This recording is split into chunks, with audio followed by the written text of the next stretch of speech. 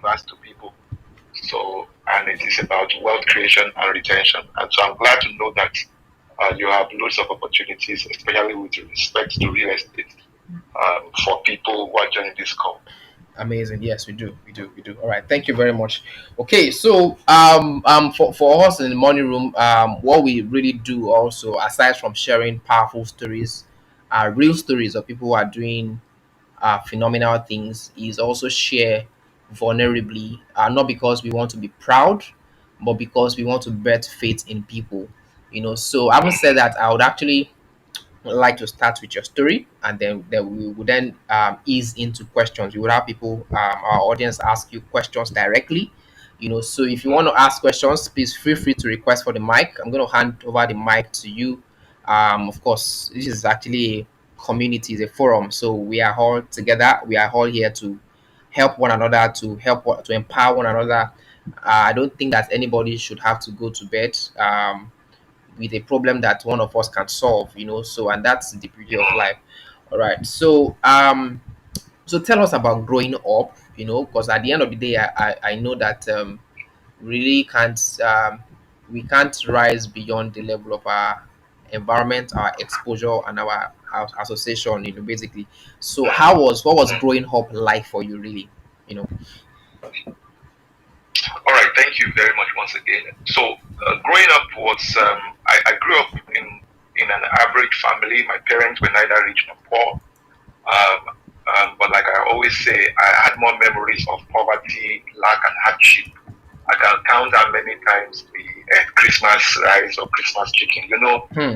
There are different rice and there are different chickens. There's one that is Christmas that Ab- is tied to Christmas.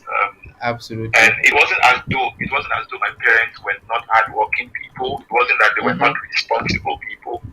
It was just that um, they didn't have they didn't have access to the information I went for. Till today, I appreciate and value my parents a great deal. Hmm. I'm thankful that they did not make a decision to abort me. Interesting. So, Wow. and then, when it was available, they made it. When they had the resources within their disposal, Mm-hmm. they made it available. Growing up, also, to tell you that my parents really wanted the very best for us. It's just that they they couldn't match up. We were Yeah. sent to private primary school. Yeah. But I recall that on many occasions we were, we couldn't pay school fees. It's either we paid late or Hmm. we couldn't pay at all. Wow. There were two major reasons I remembered I was beaten in school.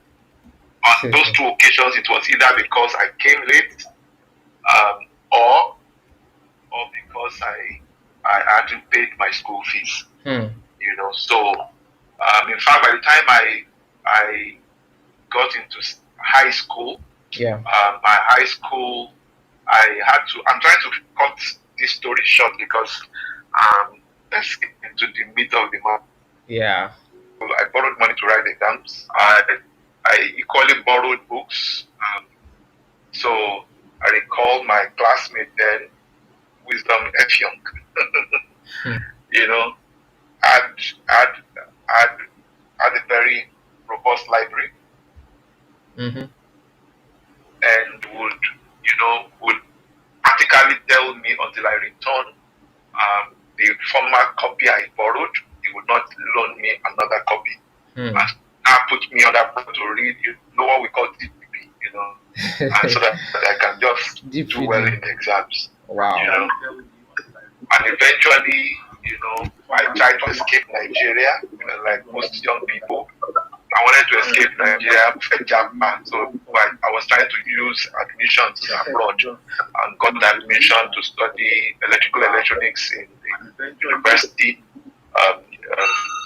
Texas Southern University.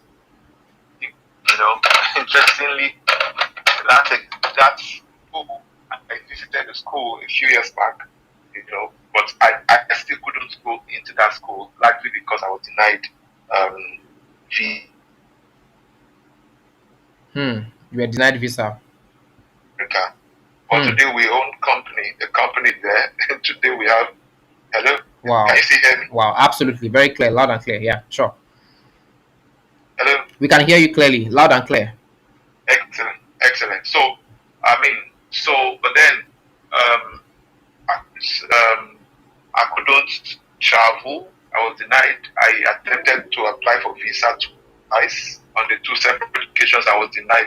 It may interest you to know that the Interesting. second time I applied for visa, I was um, I was denied, and the only reason I was denied was because the consular officer said to me that I had not traveled out before, and I refused to leave the visit to security men because it was my only last. It was like my last, Last you line. know. Sorry, thinking back now, looking back now, I smile, but it wasn't funny then. It wasn't funny. Eventually, decided to share schools here in Nigeria and not two separate. But that was how it all went. Let me just leave it there. That was how it all went. Interesting. But we are thankful to God because somewhere Interesting. along the line, I began to query why some people, some families were doing fairly better financially than Mm-hmm. my family, and I wanted to know, what I mean. I wanted to bridge the gap, and I realized that knowledge was a major gap. I realized that our quality of thinking was one of them. Mm-hmm. I realized that my father never really talked about a mentor, never talked about going to the seminar, never talked about, reading a book. Yeah, he had a business that was, it was doing well at one time and would not do well at another time Hmm. because it was dependent on just a few customers. And the understanding of it was technically sound. My father Yeah. runs a steel fabrication firm, very sound, very, very, he's still one of the best in the space. But he had technical know-how, he didn't have the business skill.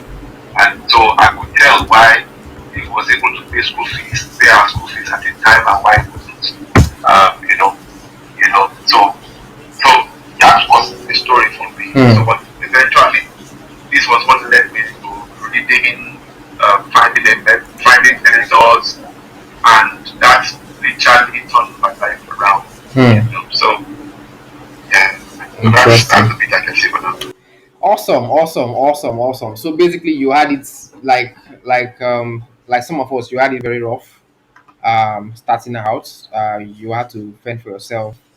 Um, so it's almost like you practically sent yourself to school. When the usual story is actually to have your parents send you to school. So because of our time, I'll just fast forward this story. Maybe if we have the opportunity, we would probably bring you back, but I want us to get into the meat of the matter, really. So yes, but basically to give people an idea of how things went. Of course, Mr. Oladipo has said so far that he had to I mean, of course, he came from a family where um, he had to almost fend for himself through school. They sent him home from school, because he couldn't pay school fees or because he was late and all of those things. So that's what basically characterized his childhood, right? So what I want us to fast track into right now, because we want to be able to just spend an hour at this session tonight, so that we can also give room for some questions. Because trust me, you want to ask him questions. He's been through a lot and he's conquered a lot and it's achieved a lot. And trust me, it's a walking gold mine. So I want to start with how you came about real estate. How you came about real estate, life before real estate, life a little before real estate, and how did you find real estate? Were you the one that found real estate, or real estate founded you, or real estate found you rather? So how did that how did that happen? All right, interesting one. Okay, so I can't tell my story. My story can't be complete without mentioning my very revered mentor, Dr. Emmanuel. Interesting. who I met over 22 years ago, and his teaching actually helped me to find purpose, helped me to um, Wow. um, discover my vision for life, the reason for my existence, Interesting. and then helped me to discover my potential. And then he was also the one who sparked my hunger for knowledge. And in fact, his own books, made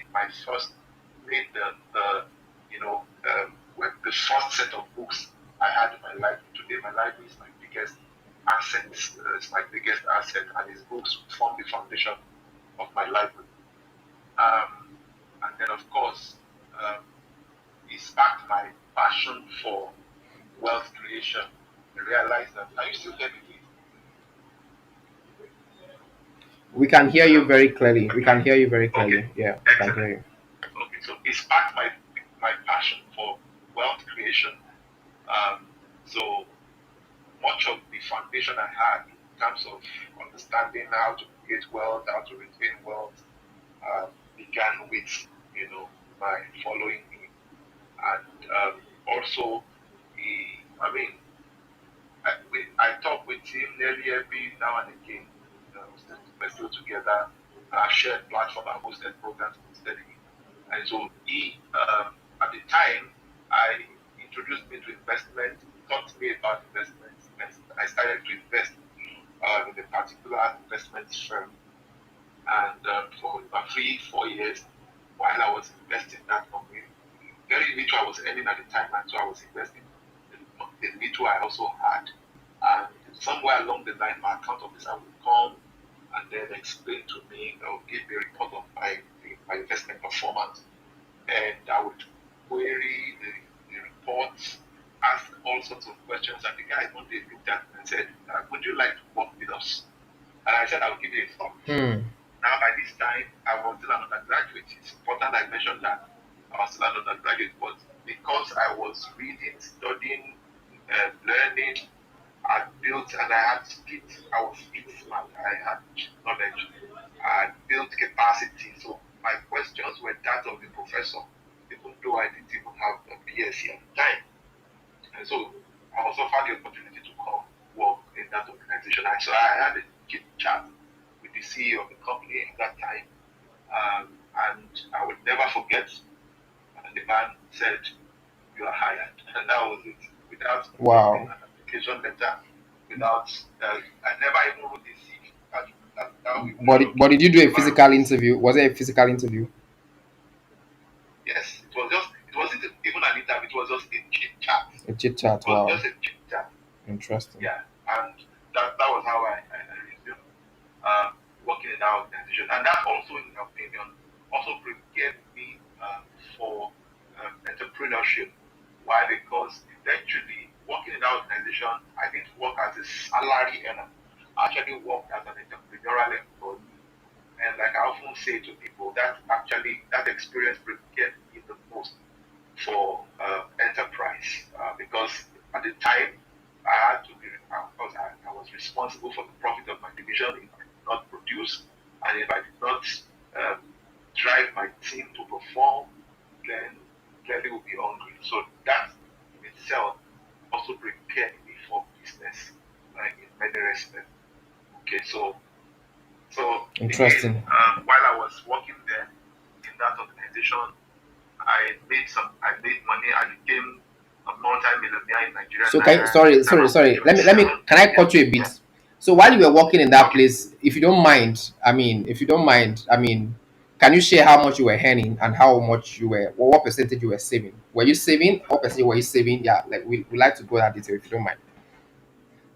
Okay, so to be honest with you, at the time while working in the organization, the understanding and the idea that we promoted was Yeah, the idea of building your team.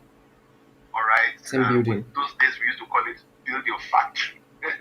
Interesting. It was factory of people, and so build your team. So that was practical. That was literally my um, major investment. Of course, I had investment in stock here and there and all of that. Okay. At the time, a week I was earning sometimes 1.5 million at a month earning 850, sometimes. So Wow. it's variable. So it was basically income, not salary that And what were you doing? What kind of we work was worked on. this? What kind of work was this? And what Yeah. year? What year? What kind of work was this? And what year was this? Okay, so we were into investment banking, and so we played more.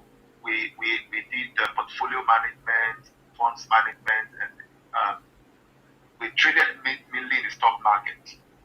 Interesting. We Yeah. traded mainly In the stock stock market. market. Okay, I see. I Yeah. see. I see. Okay, so whilst you were on this job, you were basically were you able to save from this money that you were earning? So I will be honest with you, savings was not even my practice at the time. Like I said, it was purely an investment that I was focused on. So focus was on building my team. Focus was training and grooming my team. The better they perform, the more income I earned, and all Okay. of that. And then at that time, I recall going to see my mentor, this same mentor, Dr. Emmanuel, and I decided to sow a seed. I think then it was maybe 50,000 naira. 50,000 naira then was quite a lot of money at the time. And then he Hmm. asked me, you know, sorry, where did you get this Where kind did you of get the money? money? Of course, he didn't know that my level had changed until I gave that kind of money. So he said, because again, it's important for me to mention here that when I started working in that organization, it was not rosy. It was very, very tough. And Hmm. I had many colleagues that gave up.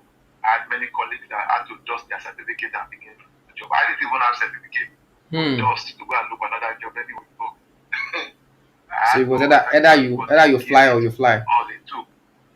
You said what? I said so it was either you fly or you fly. There was Absolutely, no way out. absolutely. Yeah. So again, I mean, so at that time, I recall I entered into a relationship, and then within 1 month of that relationship, the lady broke up with me. It was very devastating. Wow. I could trace it back to the fact that I was broke. So nobody wanted to marry a broke person Interesting. because again, even though the lady had been my friend, somebody who I regarded as a mentor, a prayer mentor at the time in my church, asked her that, sorry, are you not in a relationship? Is there no daughter? And then the lady said to them that, oh, she was in a relationship. And they asked, who is the lucky guy? As soon as she mentioned who the lucky guy was, the prayer mentor said, what? Of all brothers in this church, that Interesting. one? That was how hopeless, you know, Wow. how useless I appeared at the time.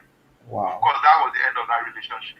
That was the end of that relationship. Interesting. What made it even more devastating was the fact that barely 2 weeks after she broke up with me, I saw the lady and another brother who they had organized for her, who they had match made with her. I saw them in in in marriage committee, and it Wow. was very, very hot. It was like, oh, Wow. so this is how my life is. Wow. So I mean, Interesting. that was part of the story. Part of I the cannot story. tell that story without Without mentioning that that. I Hmm. was so broke that when broke people looked at me, they called me, when broke people call you broke, who are you? Like I always say. Therefore, I broke up. So, so that Okay. was my story. Yeah. Interesting. Yeah. So after this episode, of course, but this heartbreak was before you started working in this company, or was it while you were working in this company?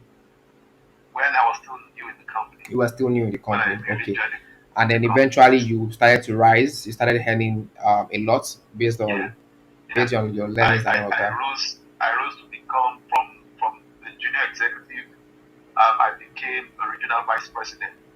Apart from Interesting. the directors in the company at the time, there were only two of us who became regional vice president. Because at the time, to become a regional vice president, you needed at least 10,000 customer base, in Interesting. the organization. And I was one of the two that rose to that level in Awesome. the history of the Awesome. company. Awesome. Yeah.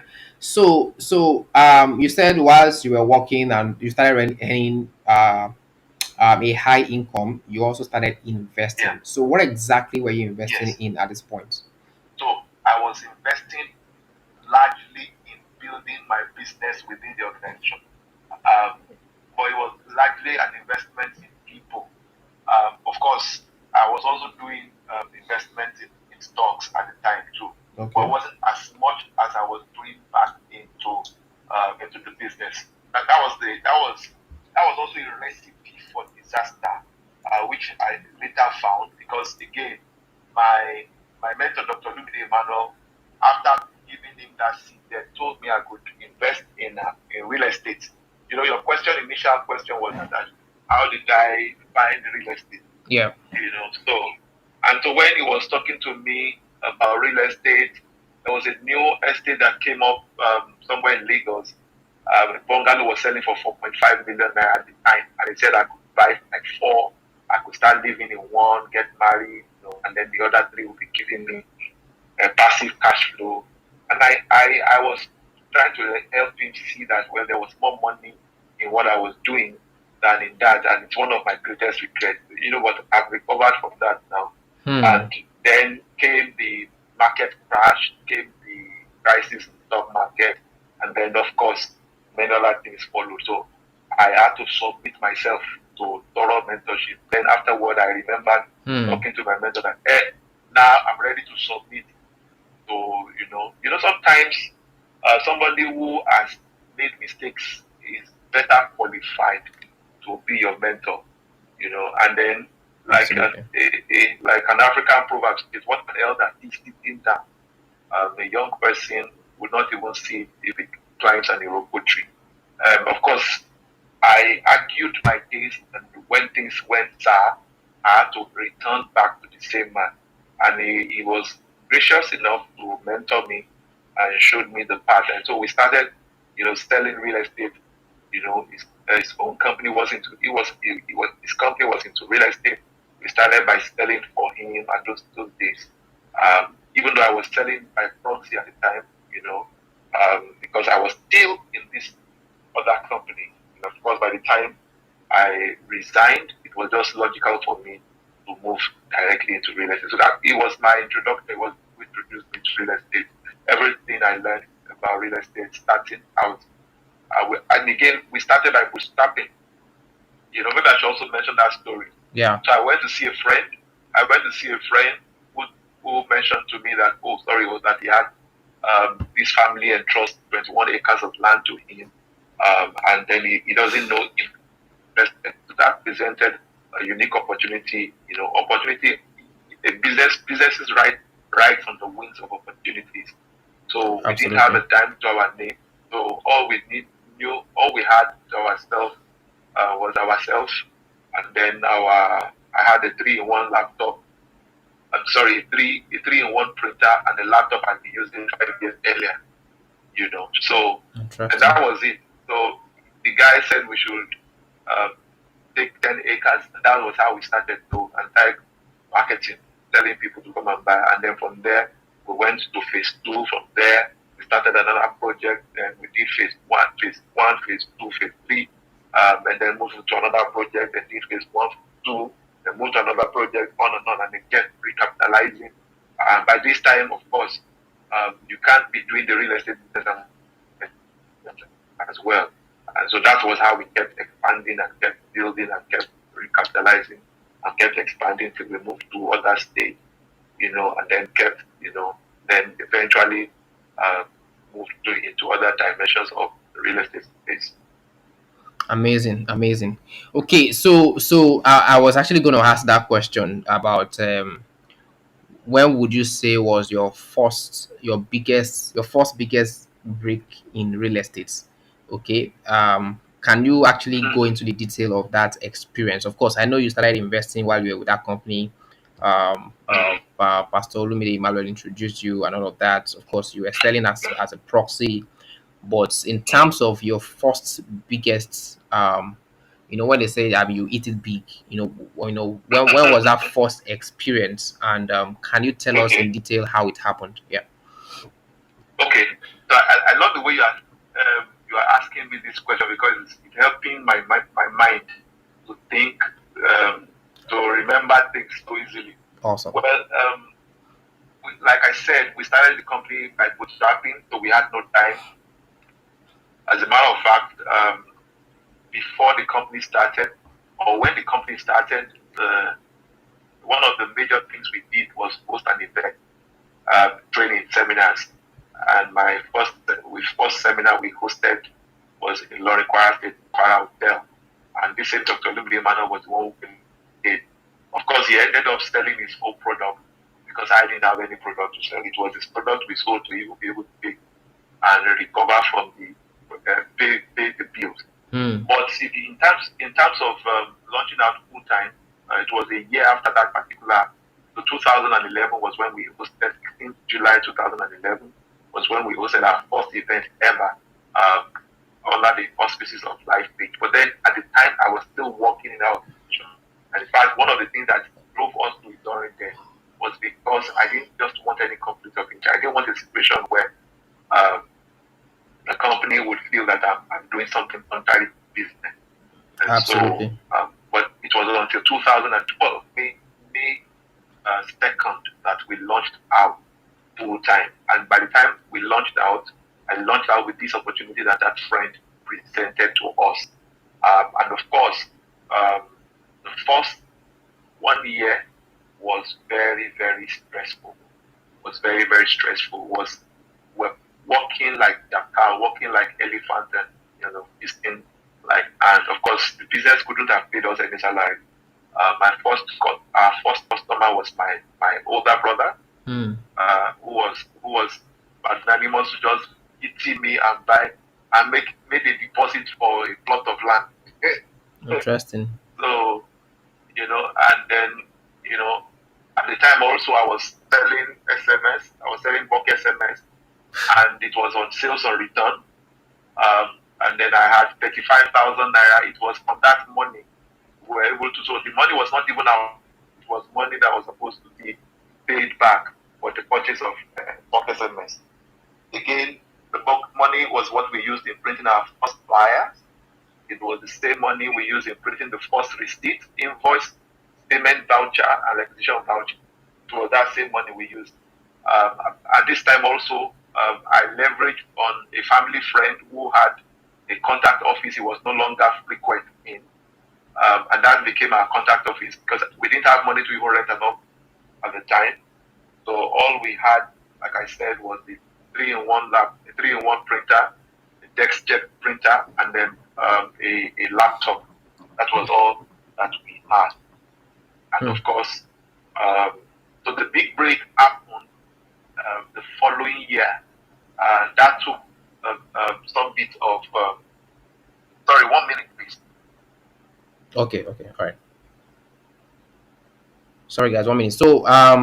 So once again, of course, this is morning room. While we wait on Mr. Oladipupo, this is morning room, and of course, what we basically do here is empower one another with um, future forward financial opportunities, especially for young Africans. And we have here with us Mr. Oladipupo Clement, the Group CEO of Lifepage Group, one of the leading real estate companies across Africa.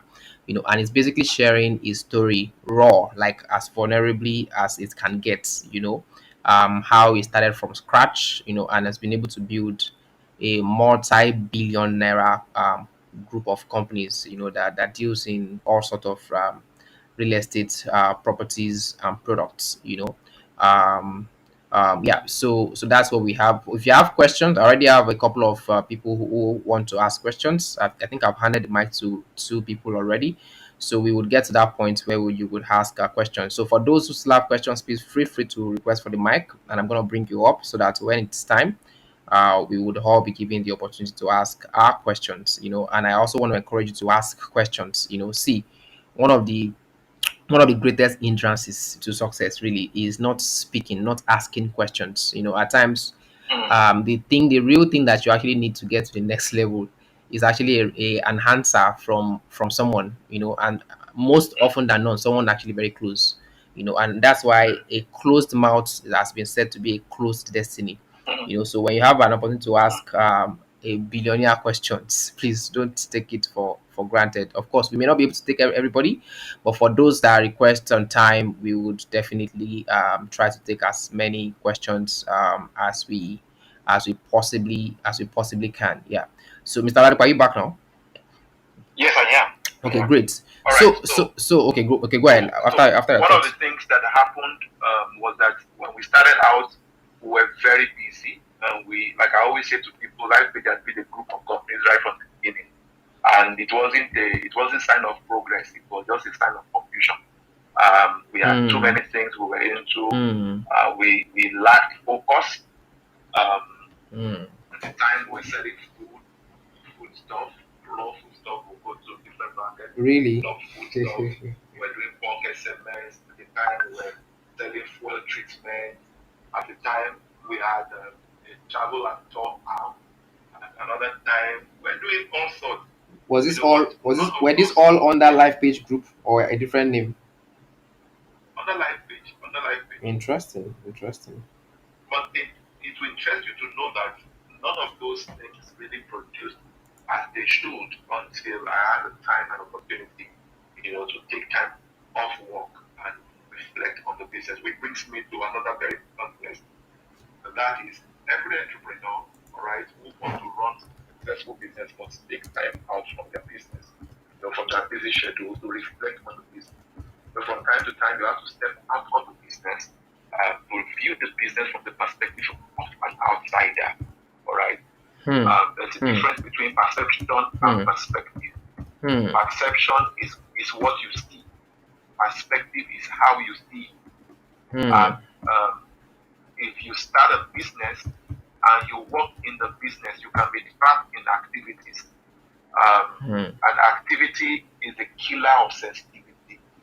You can crash Interesting. land because you're just not gaining perspective. So I was really, really frustrated at the time. I felt really, really frustrated. Even though at the time the mantra, our mantra, the company was we either win or we win. Failure was not an option. So quitting was clearly not an option, but I was frustrated. And taking time out of work to reflect on the business, it gave me opportunity to ask three important questions. I've shared this on many platforms and in my tribes and all other platforms I had opportunity to speak. One question I asked when I had time to retreat was one, why did we start this business in the first instance? I knew fully well at the time that we didn't start a business and feed our family so that we can just be cool and so that we can just be fine. That was not the reason. So I had to go back to that, and that helps me to redefine the vision, the mission, the purpose of the business, and all of that. And let me also say here that your why is what eventually reveals your what, and that for me was critical. The question I asked myself then was which of the businesses or products or services we were really buying was even in alignment with the purpose of the business. So it came down to three. It came down to three of those products and services. And then the third question I asked myself was, okay, by the way, which of these products and services was even giving us results? Then interestingly it came down to the same three things that were in alignment with our purpose. When I returned from my retreat, we basically just refocused on those three uh, core, and that gave us our biggest break. Hmm. Um, network marketing, multi-level marketing that real estate today was born out of that. Because on that particular retreat, I actually went on the budget trip to South Africa because I had a valid visa that I hadn't used. So in my trip back to Nigeria from OR Tambo Airport, I don't know what it is now, from South Africa, Johannesburg, I recall seeing a mega billboard, in Yeah. the airport where it was written, if you want to go fast, Hmm. go alone. If you want to go far, go together. Yeah. That billboard was what inspired it. I had Hmm. I had a good knowledge, and we had been experimenting on a couple of things before then, but that sparked the idea that what we were pondering on, the idea we had to introduce network marketing to real estate, because we hadn't seen it anywhere in real estate in Nigeria, was going to work. And that was how we came back and set up what we call the property investment network at that time. And then that was what it was our first big break. We eventually outgrew the office space we were sharing at the time, moved to another place, and then kept scaling from then on. Amazing. Wow. Wow. Wow. Wow. Okay. So far so good. Thank you so much for that. Would I will just take a little pause here to reminisce on a few things that he has said so far. And once again, this is Money Room. And by the way, feel free to tweet about this session. I think it's beautiful to be here, but I think what's even more beautiful is that as many people as possible benefit from this. So kindly feel free to share the link to these spaces. All you've got to do is click on the share button, and let's have more people join in. You know, of course. So I think that from the last thing he said, I mean, I can pick three things he said. He had to take time off work to reflect on the business as an outsider. you know, and this is as simple as that statement is. I think it's one of the it can be at times it can mark the difference between a business that would die immediately and one that would reverberate through history. And of course, and that's because according to him also activity is a killer of sensitivity. And at the end of the day, I mean, I like to say a lot that what makes an effective leader or CEO is the ability to know um exactly what to do part time. Because see, there would always be a lot of things to do. But how do you know exactly what to do part time and when to do it? Marks a huge difference between leaders and leaders. And of course, he also said he asked three questions. How did we start the business? you know Why? Why? I mean, why did we start the business? Because ultimately your why reveals your what. So what should we be doing would actually be determined by why did we even start in the first place. And then secondly, he reflected on which of the products is most in alignment with the purpose of the business, and then thirdly, which is giving them the most results. And then once he was back from the retreats, um, things basically took an upward turn. So for me, I think that's a key signal to say at times the best thing to do as an entrepreneur is just go away. Like just go away, like literally Yeah. go away. So that would then bring me to my next question. Interestingly, we still have there's still quite a number of questions I want to ask, really, especially regarding financial freedom at the core, because we are still on the story parts. So when you go back, Okay.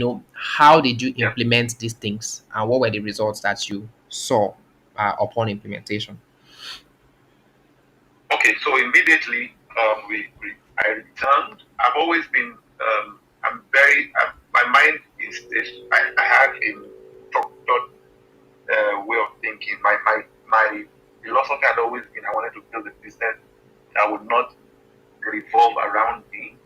I wanted to build a system that can grow, and I knew people were central, to that.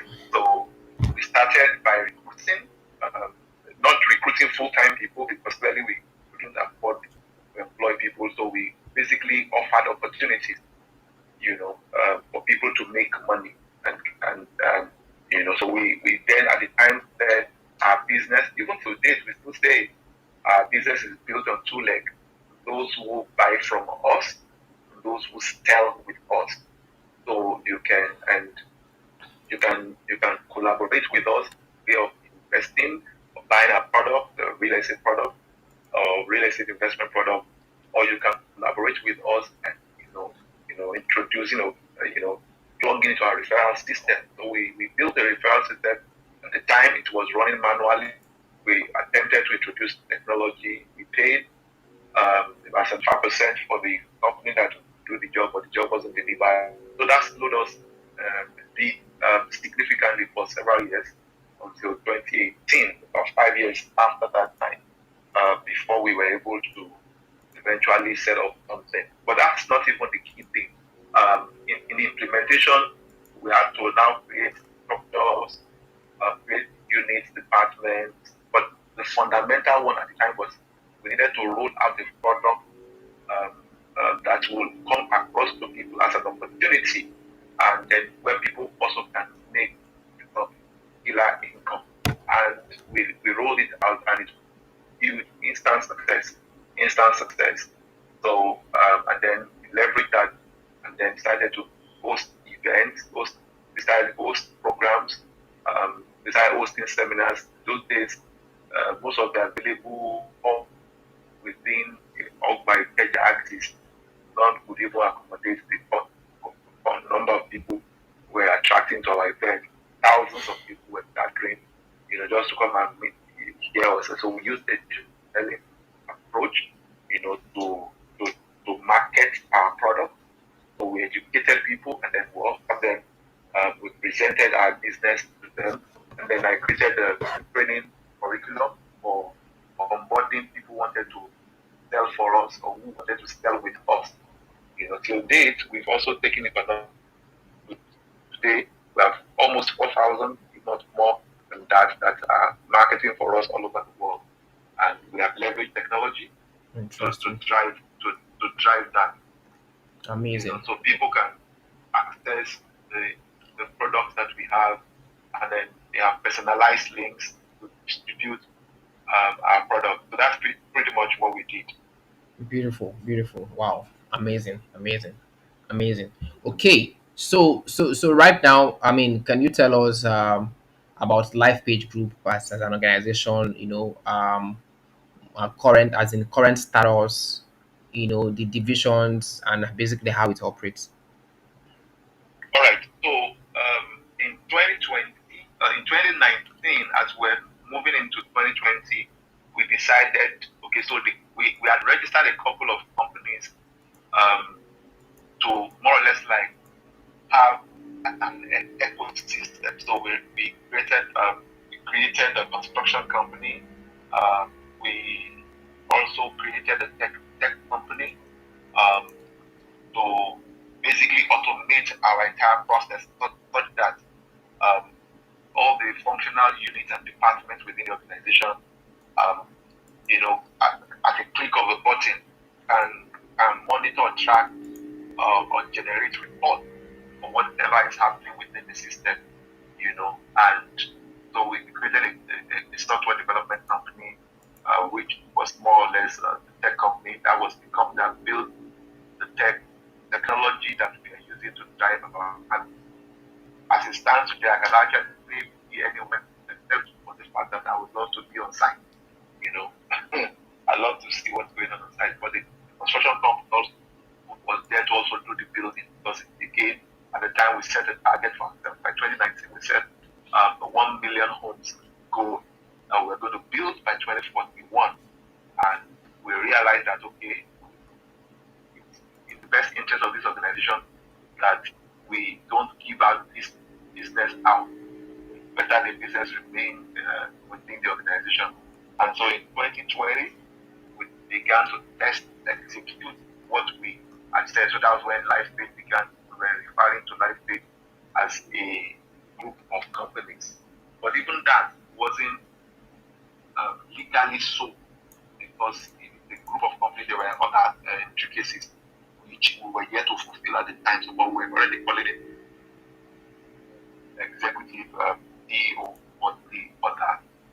So we appointed MDs for different arms of the businesses and all of that. But the key thing which I want to bring out was that by 2021 we decided that all those companies should remain independent, and then Life Page should maintain Amazing. a monolithic brand, Hmm. you know, and so there was no point to have a house of brand. That there was no point having a group of companies. Let's have house of brand, or different brands, focusing on different things. So life page still remains life page. So that's why, even though you regarded me as group CEO that day, um, early 2000 and early 2021, so but I think the fundamental part was that decided that the business was going to take this new dimension, and it's been that giving us some degree of focus in all other aspects of the business. Also enjoy the degree of focus that you require, and it's not producing. So yeah, not Amazing. without challenge, not without Without challenges. challenges, yeah, I must definitely, say, definitely. not without challenges. There have been many, many challenges. Yeah. So and so our vision that we're focused on is to develop 1 million homes across Africa. So as of today, we are running multi-billion projects simultaneously. Um, some on the island, some significant part on the mainland. So over 300 units of housing is ongoing Wow. on the mainland, and at least about 52 units are going on the island On the island, as we amazing, speak. Yeah. amazing, amazing. Wow, man, that's quite a lot. Well done, sir. Okay, so now I would want to go into direct questions regarding money and financial freedom. So especially for young people, young Africans. So one of the most frequent questions that I get personally, both on social media, Twitter, Instagram, across board, even on my YouTube channel, really is by especially by the time you're stating certain things, certain possibilities, so people go like, oh, I don't even have a job. How would I save and stuff like that? So if you were talking to, and of course you also can't blame them because I mean we understand how the country is, so you want someone to invest into real estate, they are first telling you, I'm not even able to cater for myself, let alone save money. So I want us to start from that level. So what would you say to that kind of person who is at that level and also aims to someday, be We at. didn't hear. Okay, you can hear me, right? Can you hear me? Oh wow. Hello, can you hear me? Okay. Is it my network? Sorry, Shola, can you hear me? If you can hear me, please unmute and speak. Okay. Is it from my end? I can hear you, just that your network is a bit break. Is a bit dodgy, right? Okay, Break. let me Yes. switch. All right, let me just switch. Sorry about that. I'm gonna switch right away. Okay, let me switch to MTN.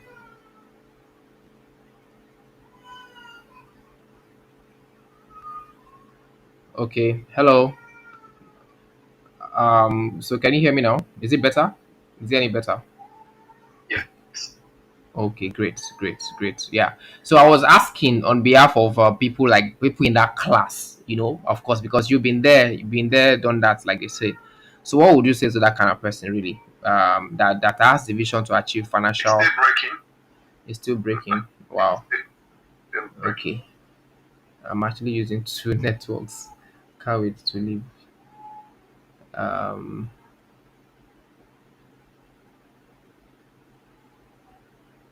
Hello, can you hear me now? Is it any better? Is there any difference? I just switched network now. Is there any difference? Can you hear me? Hello, can you hear me?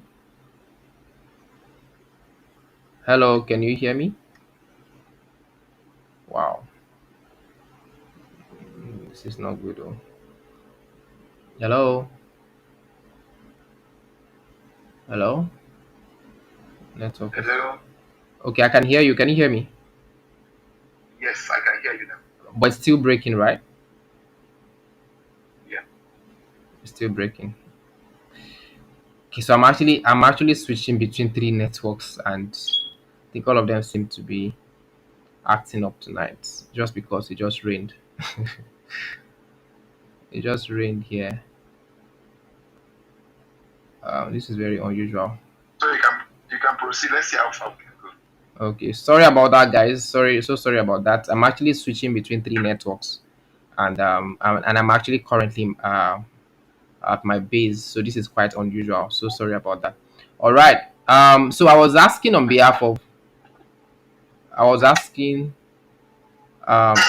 Sorry guys, kindly mute yourself if you're not speaking yet. I'll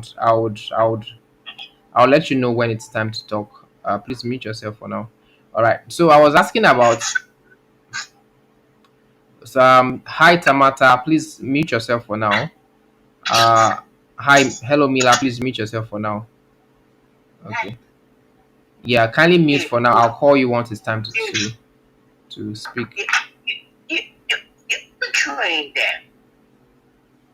Okay.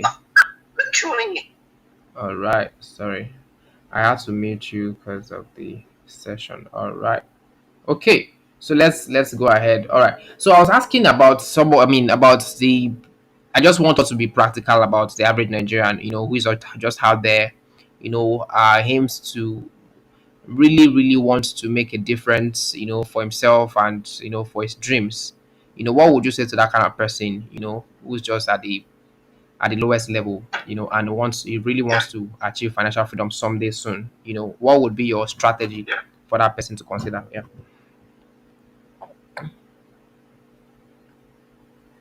So you want me to speak now? Yes, yes. I wanted to speak to that. All right. So fundamentally, to create wealth, the foundation for wealth creation is having the right mindset. Yeah, absolutely. Okay, all right. So we're gonna throw the floor open now. So if you have questions, feel free to ask for the mic, and I'm gonna hand it right over to you. Thank you so much, so much, man. That's like a mini finance MBA class so far, so good. Especially the story parts. I mean, it's incredibly inspiring.